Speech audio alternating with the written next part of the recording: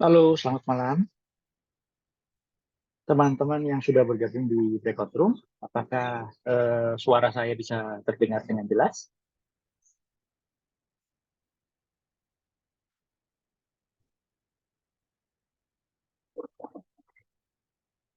Baik, terima kasih.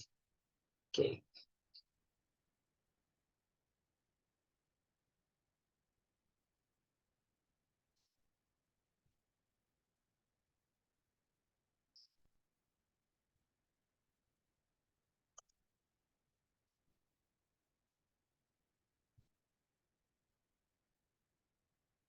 baik.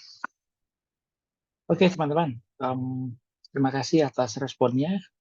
Suara sudah terdengar dengan jelas. Saya harap juga screen yang saya share sudah bisa terlihat eh, di monitor masing-masing. Nah, selamat malam, selamat datang di breakout room sesi digital marketing bersama saya Dimas Yudo Pratomo. Ini adalah bagian dari 5 day free class dari EduWork. Jadi akan apa? EduWork menyelenggarakan acara 5 day free class dengan berbagai macam tema yang salah satunya adalah digital marketing. Nah, untuk perkenalan saya um, saat ini bekerja sebagai digital marketing manager di Valburi Asia Futures, ya bergerak di bidang jasa keuangan non bank. Lebih spesifiknya di bidang online trading sebenarnya begitu untuk produk-produk um, valuta asing, kemudian komoditi, uh, logam mulia dan indeks saham. Nah, semoga sesi malam ini bisa diikuti dengan baik dan kita bisa saling bertukar pengalaman. Begitu ya. Saya akan mulai. Jadi ini merupakan sesi hari kedua, um, di mana di hari pertama sebenarnya kita sudah um, membahas tentang fundamental digital marketing.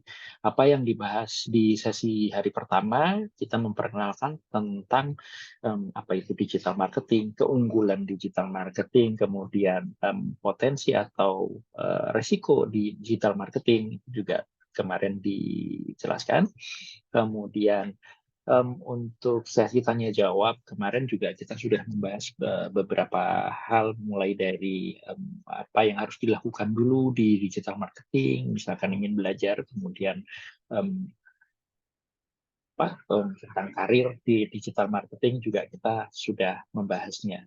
Nah, um, saya harapkan teman-teman bisa mengikuti.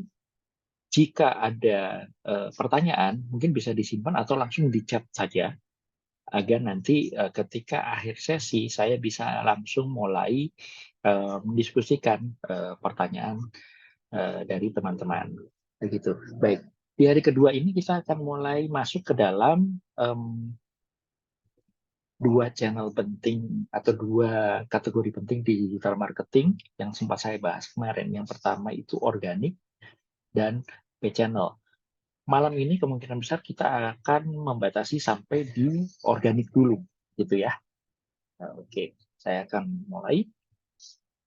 Nah, cakupan dari organic channels yang akan kita bahas diantaranya adalah SEO, kemudian sosial media secara organik, dan yang ketiga adalah email marketing. Saya akan mulai masuk ke yang pertama, yaitu SEO. Sebelum masuk ke SEO ini, materi SEO, jadi kalau teman-teman apa mungkin ada yang masih bingung tentang apa sih yang dimaksud dengan organik gitu ya. Kalau pernah dengar tentang apa misalkan tanaman eh, atau buah-buahan organik misalkan seperti itu, intinya sih tidak menggunakan booster atau tidak menggunakan pupuk. Jadi semuanya dilakukan secara alami. Jadi intinya kalau di digital marketing semua yang dianggap sebagai organik adalah um, yang tidak menggunakan um, budget iklan. Intinya sih gitu, yang tidak menggunakan paid uh, traffic. Ya, semudahnya seperti itu. Nah, saya harapkan bisa jadi mulai kebayang ya, organik adalah yang benar-benar datang secara alami ke dalam aset-aset kita. Gitu. Masuk ke SEO. SEO ini apa ya? SEO adalah Search Engine Optimization, gitu ya. Jadi kalau kita, saya yakin teman-teman pernah melakukan pencarian di apa, mesin pencari, gitu ya, search engine. Apa search engine yang teman-teman tahu? Misalkan ada tentunya Google ya, semua orang tahu Google. Kalau yang punya Android itu widget searching-nya ada di home-nya, di halaman mukanya, itu selalu ada di sana. Nah, itu bagian dari ekosistem Google, bagian dari search engine dari Google. Tapi di luar itu sebenarnya masih ada. Misalkan dari Microsoft kita punya Bing. Sayangnya Yahoo sudah nggak ada ya, sudah mati. Mungkin masih ada beberapa search engine independen, misalkan mungkin ada DuckDuckGo mungkin, atau tidak terlalu hafal banyak ya. Dan itu biasanya yang akan digunakan adalah Bing atau Google. Nah, apa yang dilakukan di dalam SEO adalah kita berusaha menaikkan ya kan visibilitas aset kita, aset digital kita berupa website, landing page, atau mungkin Google Business misalkan gitu, halaman Google Business kita gitu ya, untuk muncul di bagian atas halaman pencarian search engine.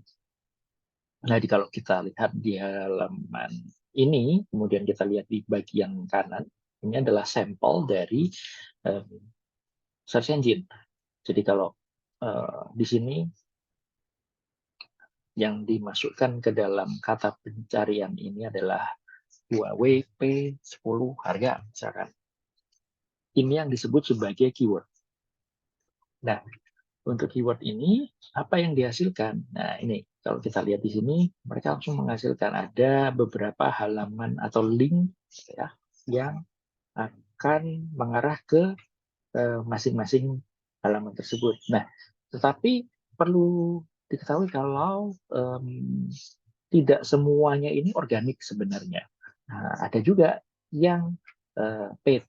Jadi kalau yang paid ini adalah Google AdWords atau SEM, Search Engine Marketing. Jadi nanti ini uh, berbayar. Nah, tetapi untuk yang organik, SEO yang dikerjakan ini mencakup hasil pencarian yang organik ini. Nah, kalau kita melihat di sini, ini ada 1, 2, 3, 4, katakanlah ini yang kelihatan. Nah, halaman ini biasanya disebut sebagai SERP atau Search Engine Result Page. Gitu. Oke. Nah, di samping ini juga ada katalog belanja yang bisa muncul juga sebagai salah satu inventory dari Google. Kita dalam SEO akan lebih banyak termsnya mengacu kepada Google ya, karena penggunanya paling besar. Oke, saya lanjutkan. Kemudian perusahaan seperti apakah yang sebaiknya berinvestasi ke dalam SEO?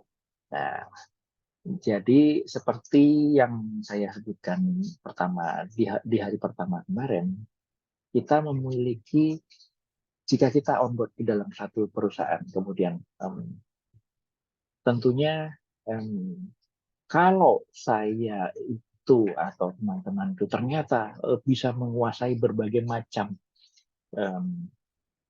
keahlian digital marketing. Kebetulan saya di awal karir itu memang menjadi orang SEO selama kurang lebih 3-4 tahun. Kemudian setelah itu pernah masuk ke manajemen sosial media, kemudian marketing automation, di project marketing automation waktu itu di awal-awal munculnya HubSpot di Indonesia. Itu perusahaan saya waktu itu salah satu yang menjadi klien-klien awal HubSpot di Indonesia waktu itu. Nah, jadi kalau misalkan kita punya kemampuan seperti itu. Perusahaan juga harus diarahkan agar memilih channel mana yang paling tepat bagi mereka untuk dijalankan. Bisa jadi tidak semua, misalkan paid, kemudian SEO, kemudian sosial media, kemudian apalagi email marketing, kemudian automation, kemudian customer engagement dijalankan dalam satu waktu. Harus ada skala prioritasnya.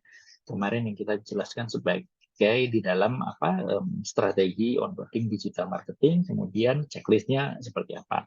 Nah, jadi kalau di sini kita akan khusus membahas. Jadi kekhususannya ada di SEO. Perusahaan apa yang cocok untuk berinvestasi ke dalam SEO? Nah, SEO ini karena munculnya adalah di halaman pencarian gitu ya, dan kita muncul sebagai hasil organik, maka ini merupakan salah satu bagian dari inbound marketing sebenarnya. Nah, ini channel yang sangat berpengaruh dan memiliki skalabilitas tinggi serta bisa dimanfaatkan oleh semua jenis bidang usaha atau semua jenis bisnis sebenarnya. Tetapi untuk melakukan SEO memang dibutuhkan banyak checklist dan banyak pekerjaan. Jadi ada off-page, kemudian on-page optimization. Jadi ada yang dikerjakan itu di dalam asetnya atau saya menyebut aset digital itu bisa jadi website, bisa jadi aplikasi, bisa jadi profil sosial media kita, bisa jadi profil bisnis di Google kita, macam-macam yang bisa kita kontrol. Intinya sih seperti itu. Nah, kalau misalkan untuk SEO, tentunya kita mengacu kepada halaman di website kita, gitu. Nah, jadi karena banyak sekali pekerjaannya, jadi ada off-page, on-page, kemudian ini juga terkait dengan penulisan konten, gitu ya. Nah, ini SEO ini sebenarnya menjadi salah satu yang cukup sulit sebenarnya di dalam digital marketing dan butuh spesialisasi yang mempelajari topik ini sangat mendalam. Karena algoritma pencarian Google itu selalu berubah-ubah. Jadi kalau kita menjadi seorang SEO spesialis, itu kita setiap waktu akan terus melihat sebenarnya posisi aset kita, posisi website kita, posisi landing page kita itu sekarang berada di halaman berapa, misalnya gitu. Kondisinya bagaimana, traffic yang organiknya sudah seberapa banyak. Kemudian kita akan semakin lama kita kerjakan itu, lama-kelamaan kita akan sensitif. Oh, baru dengar sedikit selentingan Google akan mengubah algoritmanya. Baru kemudian ketika benar-benar terbukti gitu ya, misalkan kita akan melihat, oh ini ada yang berubah dengan Google. Semakin lama akan terasa seperti itu. Dan itu harus diikutin terus gitu, tidak bisa berhenti. Jadi salah satu credo di digital marketing sebenarnya tidak pernah berhenti belajar kan digital marketing, karena marketingnya mungkin itu aja, tetapi teknik di digital marketingnya itu terus berkembang gitu. Itu ini untuk gambaran aja, sampai saat ini pun banyak tema-tema digital marketing yang terus saya perdalam gitu ya. Di 5 tahun ke belakang mungkin saya nggak pernah melakukan megang atau memanage aplikasi gitu ya. Biasanya konvensional berbentuk website, landing page, atau microsite, model-model seperti itu. Tapi di tahun-tahun sekitar 2 tahun ke belakang ini permainannya sudah mulai ke aplikasi, dan ada juga yang disebut sebagai App Store Optimization. Nah, ini untuk mengoptimasi halaman pencarian, halaman listing iklan, bukan iklan, halaman listing aplikasi kita di di listingnya App Store atau Play Store. Nah, gitu. Oke. Kesempatan untuk peluang atau kesempatan untuk menjadi seorang SEO yang jago itu terbuka lebar. di dunia digital marketing di Indonesia, karena itu juga sangat sedikit sebenarnya saat ini, terutama yang benar-benar fokus hanya di digital marketing saja. Kebetulan saya seorang yang generalis, karena uh, beruntung bisa dalam perjalanan karir saya bisa mempelajari beberapa tema-tema besar di digital marketing hingga masuk ke level manajerial gitu ceritanya. Oke. Nah, kalau kita tahu tadi SEO adalah sifatnya itu organik gitu ya. Seharusnya pikiran kita ini pasti tidak keluar biaya. Wah, ini tidak sepenuhnya benar sebenarnya, karena untuk melakukan effort meng-hire seorang SEO expert, kemudian melakukan macam-macam riset, kemudian membutuhkan tools, itu pasti akan keluar budget juga mau tidak mau. Nah, tetapi terlihat seolah-olah sepertinya memang ini kan sepertinya tidak membutuhkan budget yang besar, tetapi tidak semua tidak tidak semua kondisi sebenarnya tepat untuk menjalankan SEO. Misalnya, jika perusahaan atau bisnis Anda mengharapkan ya kan hasil yang cepat, misalnya nih, saya hari ini mau di-onboard, tapi hasilnya harus kelihatan di 3 hari, seminggu ke depan, atau 1 bulan ke depan. Ini tidak cocok sebenarnya untuk menjalankan SEO sebagai prioritas pertama. Kenapa begitu? Karena SEO ini butuh waktu untuk sampai menghasilkan traffic yang benar-benar, dan traffic pun itu belum tentu menghasilkan leads misalkan, atau mungkin pembelian yang kita harapkan. Jadi kalau kita ingat kemarin saya menjelaskan logika untuk pemula adalah memahami logika digital marketing seperti ini. Yang pertama, melihat iklan atau melihat apapun itu, misalkan itu adalah satu impresi. Setelah impresi, orang diharapkan untuk melakukan klik di tampilan tersebut. Setelah melakukan klik, ini akan diarahkan ke aset yang kita miliki. Nah, ini akan berubah menjadi session, gitu ya. Setelah dari session, itu baru sampai di entah itu landing page-nya, entah itu di website-nya. Setelah itu baru sampai di sana pun itu belum selesai. Maunya apa? Apakah cukup hanya melihat saja, tidak terjadi pembelian, tidak terjadi akuisisi sebagai klien, misalnya. Oh, memang tujuannya untuk awareness saja, oke. Tetapi kalau misalkan ya yang diharapkan sampai menjadi klien, berarti harus diarahkan untuk melakukan klik berikutnya agar terkonvert menjadi klien.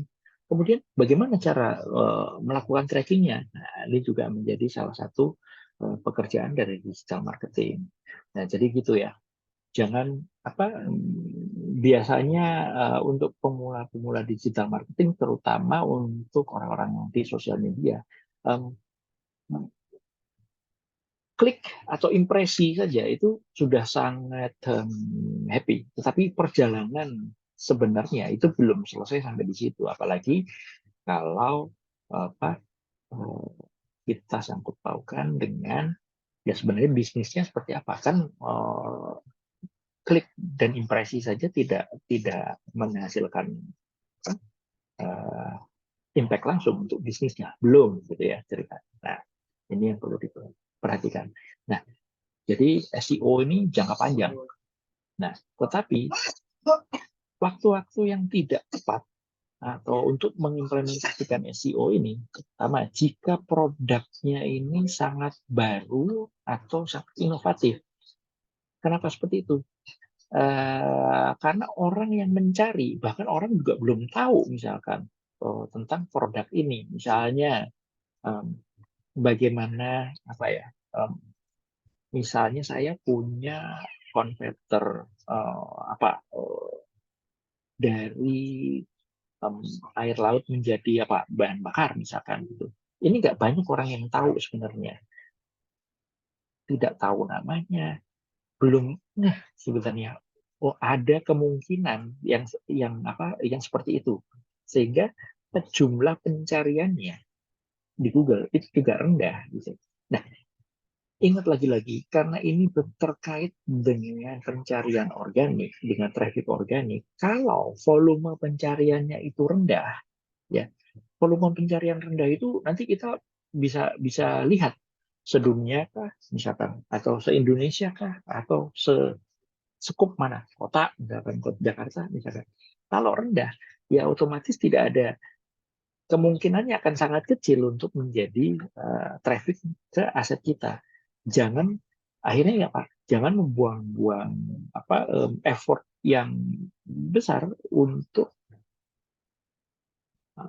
mengejar potensi traffic yang rendah. Nah, ini juga perlu menjadi pertimbangan, gitu ya. Jadi karena dan tren volume ini setiap bulan itu berubah-ubah terus, setiap hari, setiap bulan itu berubah terus. Bisa jadi misalnya sebagai contoh, kalau siapa yang mengikuti perkembangan harga emas misalnya, kalau kalau mengikuti perkembangan harga emas, kita pasti tahu di weekend weekend kemarin gitu ya, ketika terjadi serangan dari ya di Timur Tengah, dari Iran ke Israel misalkan, emas langsung melunjak tinggi, pencarian juga tinggi. Tapi bayangkan, tidak itu bisa bisa kemudian ketika tidak terjadi apa akan meredam juga dan akan turun juga pencariannya. Orang akan berlomba-lomba ketika lagi hot-hotnya. Berapa sih jumlah? Katanya karena hype-nya udah ada gitu ya, karena gaungnya udah emas sedang tinggi gitu. Orang pada mencari gitu. Nah, siapa yang berhasil masuk di halaman pertama Google ya kemungkinan akan beruntung untuk mendapatkan traffic-nya gitu. Oke. Yang kedua adalah sosial media organik. Teman-teman jangan khawatir ya. Jadi nanti dari EduWorks biasanya akan mengupload sesi webinar ini, sesi kelas ini di channel YouTube mereka. Jadi kalau misalkan penjelasan saya terlalu cepat, nanti bisa diikutin lagi. Dan khusus untuk sesi ini sebenarnya saya akan menyediakan sesi Q&A, jadi sesi tanya jawab, karena itu izinkan saya agak cepat di dalam penyampaiannya. Oke. Oh, saya lupa nih. Di setiap awal subtema biasanya akan ada ringkasannya seperti ini. Nah, jadi ada scalabilitas, penargetan, dan biayanya. Saya akan coba kembali ke SEO. Nah, kalau untuk SEO ini scalabilitasnya tinggi sebenarnya gitu. Scalabilitasnya tinggi itu apa? Kemampuan untuk kita tingkatkan gitu ya, sesuai dengan harapan kita sebenarnya gitu. Karena SEO ini sebenarnya suatu hal yang menjadi kalau di asetnya adalah berada di dalam kontrol kita gitu ya. Jadi kita mau pasang konten apa, kemudian mau membidik keyword seperti apa, itu bisa kita tentukan sendiri. Jadi scalabilitasnya pun tinggi tergantung dari jumlah dari jumlah keywordnya, kemudian tingkat persaingan dan volume di masing-masing keyword yang kita lihat itu. Gitu. Volume pencarian di masing-masing keyword. Nah, kemudian untuk penargetannya adalah behavior. Maksudnya penargetan behavior itu seperti apa? Behaviornya adalah ya ini adalah usernya yang melakukan pencarian gitu secara mandiri. Jadi dia sudah punya bayangan, dia sudah punya kebutuhan, kemudian dilakukan dengan behavior, dengan pencarian di Google Search. Nah, kemudian yang ketiga adalah biaya atau CAC. CAC itu apa ya? CAC itu Customer Acquisition Cost, gitu ya. Biaya per klien lah, gampangnya. Nah, secara umum, biayanya secara umum itu tinggi untuk jangka pendek, sementara rendah untuk jangka panjang. Jadi kalau kita mengharapkan imbal return-nya itu di jangka pendek, SEO ini kan lagi-lagi jangka panjang, gitu ya. Paling tidak 3 bulan, 6 bulan baru bisa akan kelihatan ininya mulai impact-nya, gitu ya, mulai kelihatan ada traffic masuknya. Nah, kalau kita melihat seperti itu, maka kalau kita berhenti di jangka 3 bulan atau 6 bulan atau 1 tahun, seolah-olah tidak ada hasilnya, seolah-olah buang biaya yang tinggi malahan. Tetapi kalau ini berhasil di-maintain terus dan harus di-maintain, jadi SEO itu bukan pekerjaan sehari selesai. Saya sudah mengerjakan optimization-nya di halaman ini, kemudian mendatangkan backlink, kemudian saya tinggal. Tidak seperti itu. Jadi setiap hari itu selalu harus di-maintain terus, harus dilakukan pengecekan terus, harus dilihat trafficnya, pertumbuhan trafficnya seperti apa, tren volumenya seperti apa. Nah, tapi kalau misalkan berhasil, biaya yang kita keluarkan di awal-awal tadi ini makin lama akan ya udah akan menghasilkan hasil yang lebih besar sebenarnya. Jadi uh, menghasilkan return yang besar dengan cost yang rendah, begitu bayangannya. Nah, untuk sosial media organik, nah ini skalabilitasnya rendah, kemudian penargetannya secara demografik dengan biaya atau CIC yang juga rendah. Kita akan coba masuk ke materinya. Nah, penjelasannya seperti apa untuk sosial media? Saya yakin teman-teman, terutama yang angkatan di bawah-bawah saja, pasti punya sosial media semua ya, entah itu Instagram, entah itu Twitter, yang main Twitter, entah itu TikTok, atau apalagi ya, saya nggak tahu, Snapchat misalkan, atau yang lain-lain, atau LinkedIn misalkan untuk yang profesional. Angkatan saya mungkin sisa-sisa dari kejayaannya Facebook misalkan seperti itu. Nah, jadi kalau untuk sosial media itu apa sih yang dilakukan sebenarnya? Kalau kita melihat sosial media ya, saat ini, jadi sosial media merupakan, kalau dalam tanda kutip ya, buat saya adalah representasi dari perusahaan itu atau bisnis tersebut di internet gitu. Kalau kita mau melihat karakter perusahaannya, melihat seniat apa gitu ya, seprofesional apa perusahaannya, bisa jadi salah satunya dilihat dari sosial medianya. Kalau sosial medianya itu tidak menarik atau segala macam, bisa jadi memang sepertinya kurang orang-orang yang native sebagai pengguna internet itu, seperti kita merasa agak ternyata ini sepertinya agak dianak tirikan gitu ya, jadi kurang kurang terlalu memperhatikan tanggapan atau tanggapan dari calon-calon potensial kliennya ketika melihat di sosial media. Nah, jadi sebagai muka dari perusahaan atau bisnis itu adalah fungsi utama dari sosial media saat ini, kalau menurut saya. Nah, catatan khususnya sebenarnya pengguna sosial media di Indonesia ini itu sangat besar ya. Jadi kalau kita sayangnya ini data 2022 gitu ya, ini sudah pasti berubah lagi. Ini kalau kita lihat dari jumlah pengguna internet di usia 16 sampai 64, ya kan?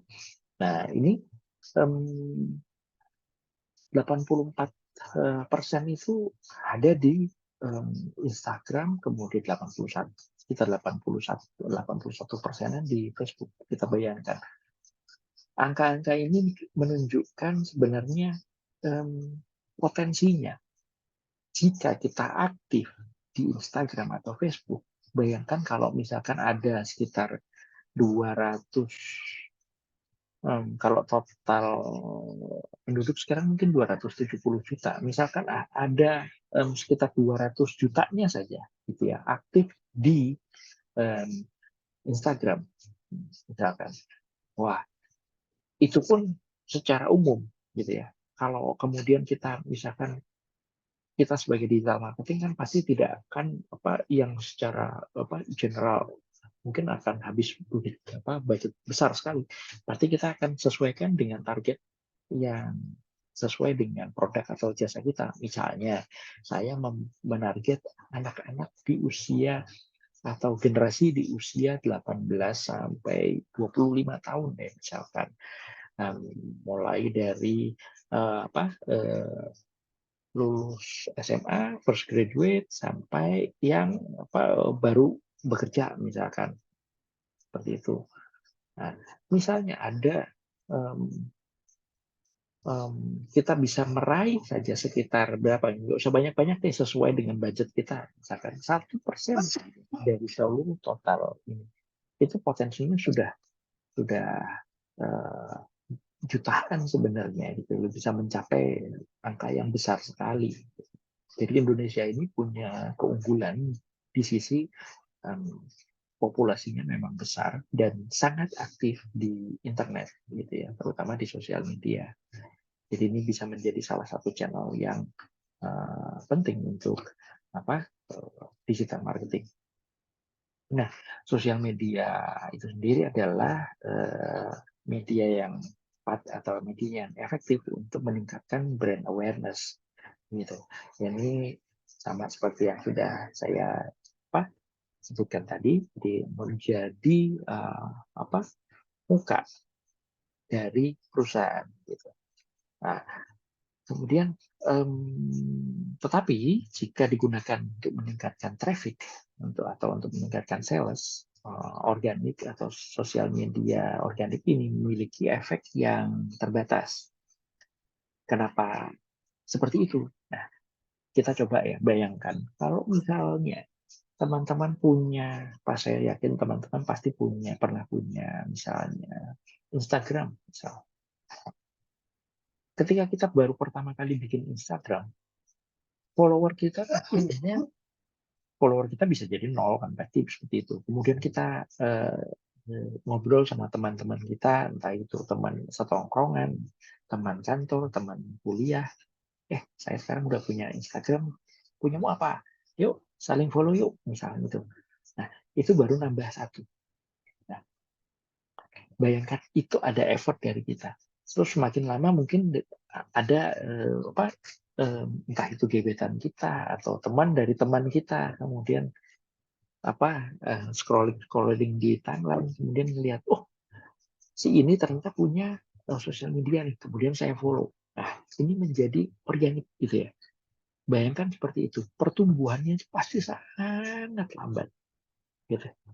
Karena itu, kalau teman-teman mungkin tahu misalkan banyak misalnya yang melakukan sistem misalkan dengan cara giveaway segala macam, itu berusaha untuk menaikkan subscriber, menaikkan engagement, dengan cara seperti itu. Tapi kalau diharapkan organik aja, misalkan kita posting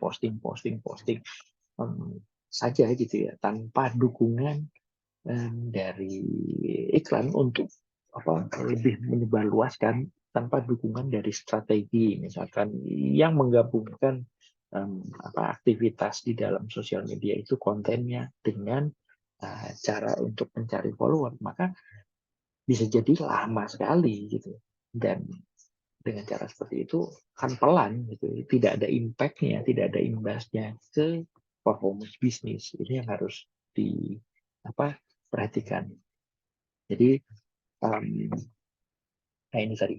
Jadi memanage sosial media biasanya akan dikombinasikan baik itu secara organik dan juga dibantu dengan boosting iklan gitu, atau boosting untuk kontennya.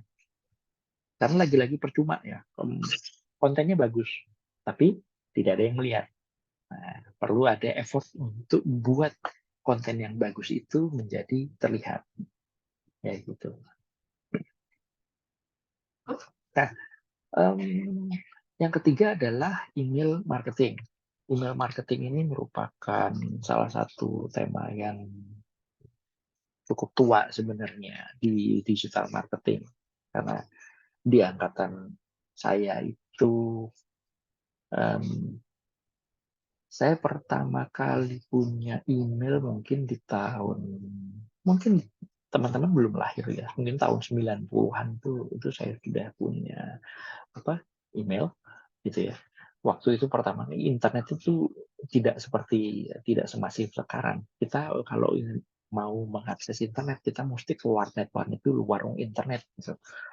Kemudian kita sewa misalkan per berapa, per sejam, bahkan kalau di kampus-kampus dulu ada yang per 30 menit itu juga ada, hanya untuk ngecek misalkan emailnya saja gitu ya, ada nggak emailnya. Jadi belum ada smartphone seperti sekarang. Nah, di zaman itu pun email itu sudah menjadi salah satu media marketing yang sangat efektif sampai sekarang, walaupun banyak juga yang menyatakan kalau semakin lama itu tingkat open rate email itu semakin rendah. Jadi open rate itu maksudnya jumlah pengiriman dibanding dengan jumlah orang yang membuka konten di email itu makin lama makin rendah sih sebenarnya gitu. Ya bisa dimaklumi sih sebenarnya. Apalagi kalau misalnya teman-teman ngecek saya coba cek sekarang di inbox masing-masing gitu. Saya rasa pasti mungkin kalau yang aktif sekali di internet itu jumlah emailnya pasti udah ribuan. Kalau saya pribadi itu mungkin sudah banyak sekali yang nggak kebaca gitu ya. Itu yang menjadikan open rate-nya menjadi rendah sih sebenarnya. Nah, untuk ringkasannya, scalability-nya menengah sih sebenarnya. Kemudian dengan target penargetannya itu behavioral dan demografik. Dengan biaya yang relatif rendah. Coba saya akan lanjutkan. Jadi penjelasannya seperti ini. Jadi email marketing ini biasanya adalah bagian dari CRM. CRM ini apa? CRM ini Customer Relationship Management. Ini mudahnya adalah kalau misalkan punya database klien atau database prospek, misalnya database leads. Ini harus di-manage di dalam satu sistem yang biasanya terhubung dengan internet, terhubung dengan email marketing, bisa jadi tidak hanya email, terhubung dengan WhatsApp, gitu. Gunanya untuk apa? Gunanya untuk melakukan komunikasi. Bisa jadi komunikasinya satu arah, semacam blasting, semacam newsletter. Nah, seperti itu.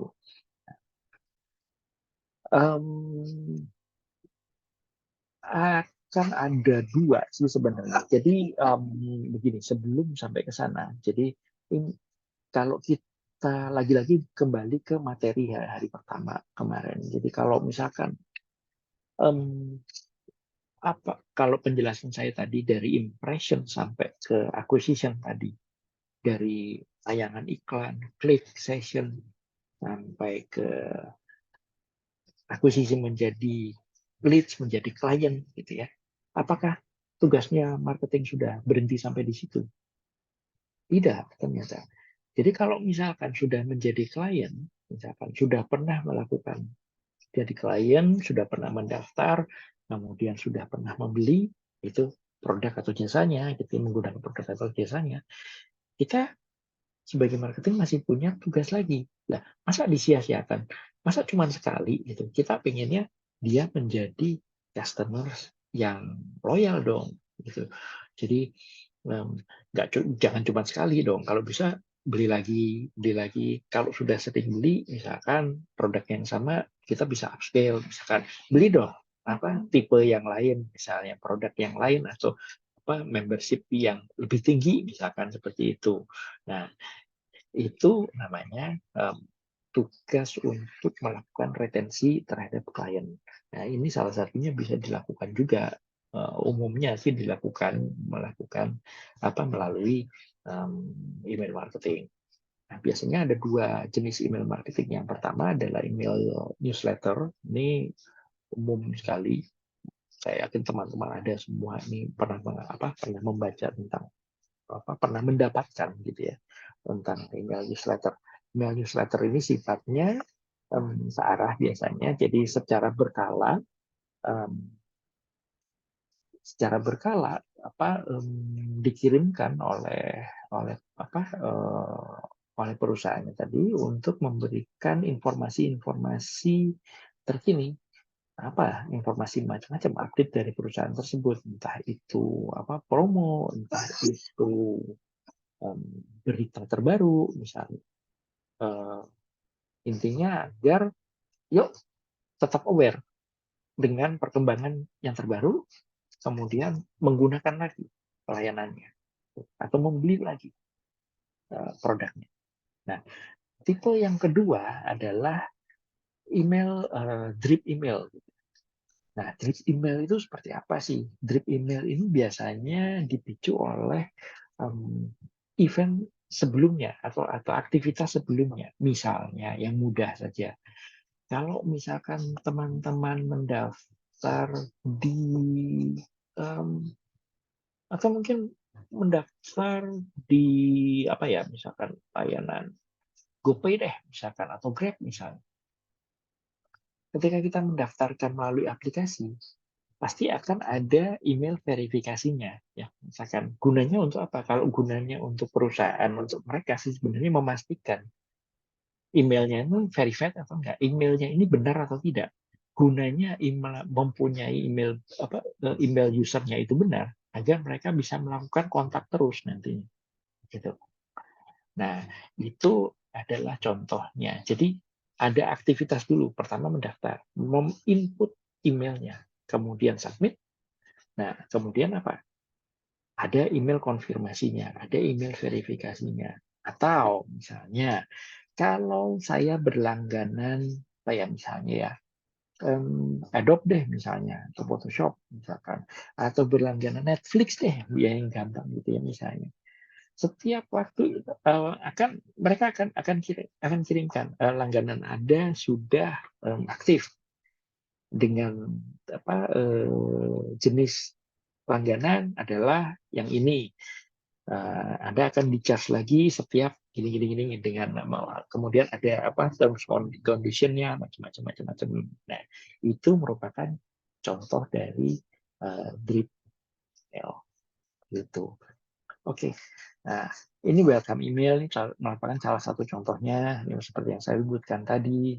Kemudian upselling email ini juga mungkin salah satu bentuknya. Jadi kalau upselling email ini misalkan kita sudah pernah beli langganan yang misalnya dalam tanda kutip harganya katakanlah produk ini 10.000 deh, kita ingin upsell di jenis yang lain yang lebih tinggi lagi misalkan yang masih 100.000.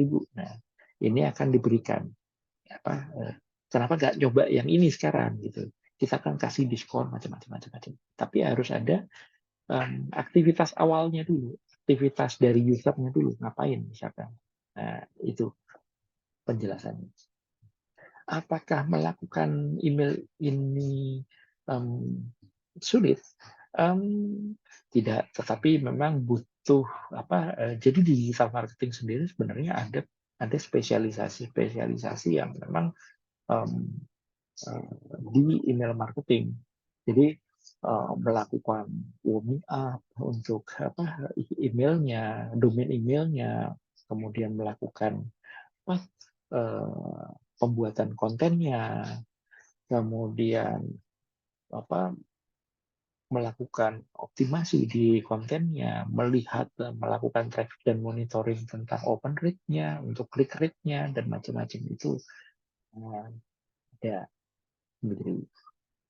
Nah, kemudian lagi-lagi perusahaan seperti apa yang perlu untuk melakukan email marketing ini. Nah, Kalau saya sih sebenarnya, jadi kalau kalau kita tadi tahu ada dua tipe yang newsletter dan drip email itu. Saat ini email itu sudah menjadi semacam basic service gitu ya, pelayanan paling basic kalau kita berhubungan dengan klien. Gitu.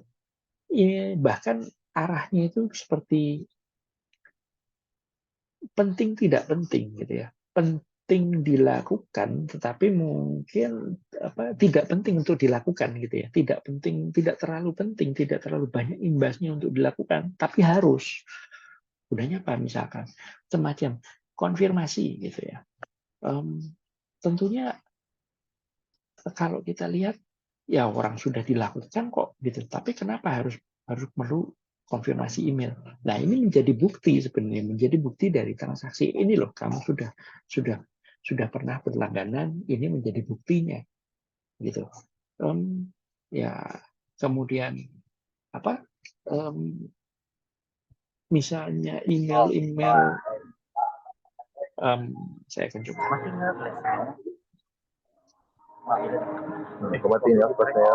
Oke, Mas Bayu, apakah ada yang mau ditanyakan? Dua, tiga. Tengok nih, Pak.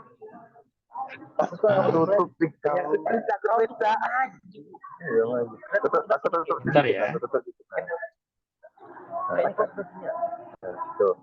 Tuh, 2, 3. Lagi getar. Mas Bayu boleh di mute dulu. Tuh. Siapa ibu? Nah, tutupan badan kau.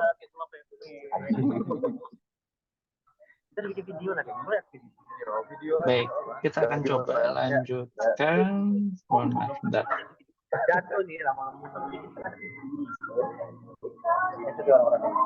Saya tidak ada sebagai admin tidak bisa melakukan mute ke peserta. Sebentar. Kelebihan. Dia foto muda tuh. Apa lah, jalan lapo. Kan orang kira kita TikTok, kan bu. Orang kira kita Telegram. Halo. Tuh, 2, 3. Tuh, 2, 3. Oh, gigi tuh 2, 3. Tengok tuh Bayu, elo. Tutupan lagi. Enggak, sengaja. Mas Bayu boleh di mute dulu, Mas. Tuh, 2, 3. Tuh, 2, 3. Halo. Kompas kelaluan. Setelah nge-crop. Bagus lah aku agak nampak gitu. Kan Putri malu. Mas Bayu, boleh di mute dulu, Mas? Atau speakernya mungkin dikecilkan dulu. Dari tempat saya soalnya tidak bisa melakukan muting. Tentang aku. Tes ini. Ya. Tes di wajah flash ini. Halo. Oke. Salah itu. Kira ini. Harus ada pun 1, 2, 3. Pasti belum siap. Oh, siap ya. Mati silaunya mata aku. Bagus tak? Aku jangan kau mingkem kami nengok gigi. Tuh, 2, 3. Boleh direspon dulu, Mas Bayu? Ganggu ya. Lagi, Tuh, 2, 3. Jangan gaya gue jempol. Iya. Jempol batam. Belum tidak lapor jempol. Gara-gara gue terus dulu. Oke. Kebetulan kita juga sudah di slide akhir untuk email marketing ya. Baik. Jadi akhir dari penjelasan saya tadi mengenai email marketing merupakan layanan basic gitu ya dari perusahaan. Jadi email marketing ini bagus untuk dilakukan oleh seluruh sebenarnya semua perusahaan sih saat ini. Tinggal sekarang masalah levelnya saja, skalanya saja. Jadi email marketing itu bisa kerjakan dari skala yang besar sekali. Kalau kita bisa berlangganan itu biasanya dalam bentuk bulk gitu ya, ratusan jutaan email itu bisa, atau mungkin hanya dalam skala yang kecil. Kalau teman-teman ingin mencoba tentang email marketing, bisa mulai dengan misalkan mencoba platform yang seperti Mailchimp. Itu banyak menggunakan menyediakan fasilitas-fasilitas yang free mereka. Itu kalau untuk Mailchimp itu malah sudah ada otomasinya yang teman-teman bisa coba juga. Misalkan kemudian ada template-template. Biasanya kalau misalkan sudah berkecimpung di email marketing, itu nanti akan mau nggak mau berusaha membuat konten-konten yang bagus. Biasanya kalau tidak menggunakan template, itu bisa mulai bangun sendiri dari file HTML sederhana. Jangan dibayangkan codingnya sulit. Sebenarnya HTML itu coding-coding yang mudah saja sih sebenarnya. Begitu. Penting juga untuk diingat, tetapi kalau misalkan teman-teman merepresentasikan bekerja di suatu perusahaan, biasanya email ini juga menjadi yang seperti tadi, menjadi wajahnya sih sebenarnya. Akan aneh misalnya kalau kita berinteraksi dengan klien, perusahaannya benar nih, tapi pernah nggak ngalamin rasa was-was atau rasa curiga? Saya berinteraksi dengan perusahaan A, tapi kok email responnya dari Gmail ya? Apa mereka nggak punya itu misalkan email domain sendiri gitu? Apa domain sendiri, email ini sendiri, email address sendiri? Nah ini menjadi bisa jadi menurunkan reputasinya gitu. Jadi menjadi seperti yang saya bilang tadi, dibilang penting untuk dilakukan, walaupun sebenarnya impact-nya ya nggak terlalu besar, tapi sampai sekarang email marketing itu masih dilakukan, dan saya pikir sih ya masih akan terus menjadi salah satu topik penting di digital marketing sih gitu. Untuk materi organik, kita sudah membahas tentang SEO, kemudian membahas tentang sosial media, dan yang ketiga tadi email marketing. Kita sudah masuk di 8:50, hampir mendekati jam 9. Saya coba buka sekarang, apakah teman-teman ada yang ingin ditanyakan?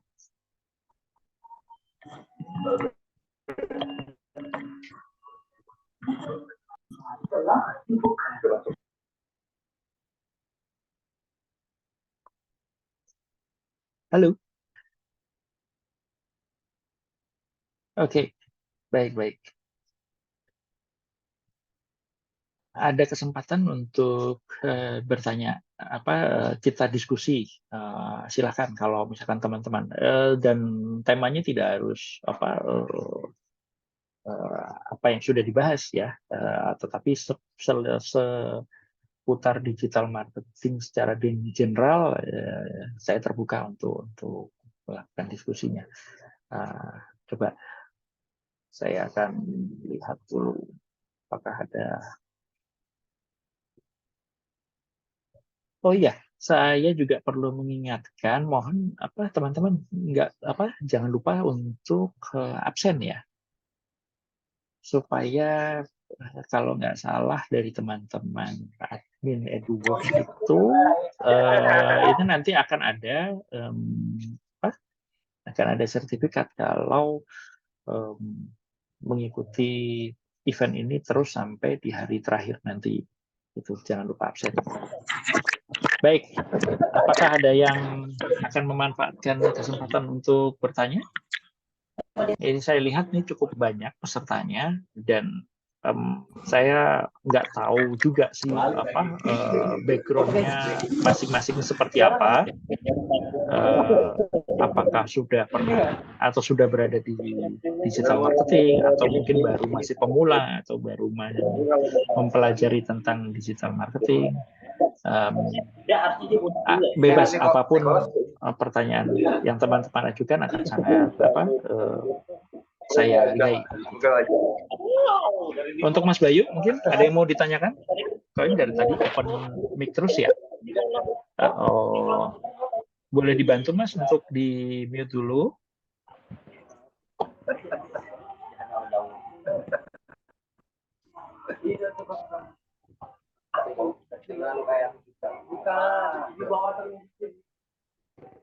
Teman-teman kalau misalkan tidak mau open mic, misalkan bisa ditanyakan melalui chat juga nggak ada masalah, nanti akan saya bacakan. Apa nih? Nggak ada yang ingin tanya tentang SEO misalkan, atau mungkin pengalaman di SEO, pengalaman email marketing, tentang sosial media misalkan, atau mungkin apa macam-macam.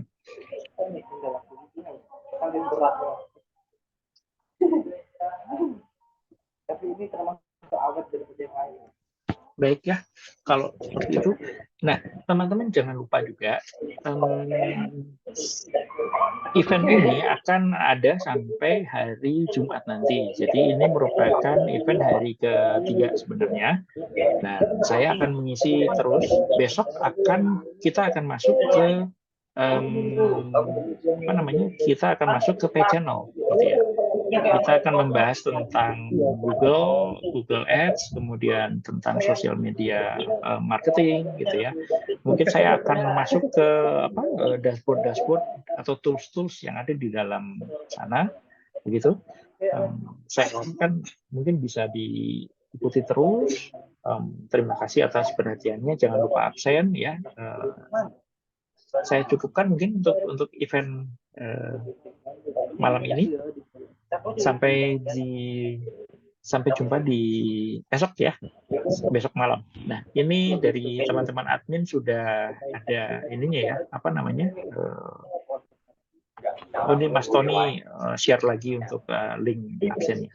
Baik. Oke. Terima kasih teman-teman. Sampai jumpa. Selamat malam. Selamat beristirahat. Terima kasih. Baik, terima kasih kembali. Sampai jumpa besok.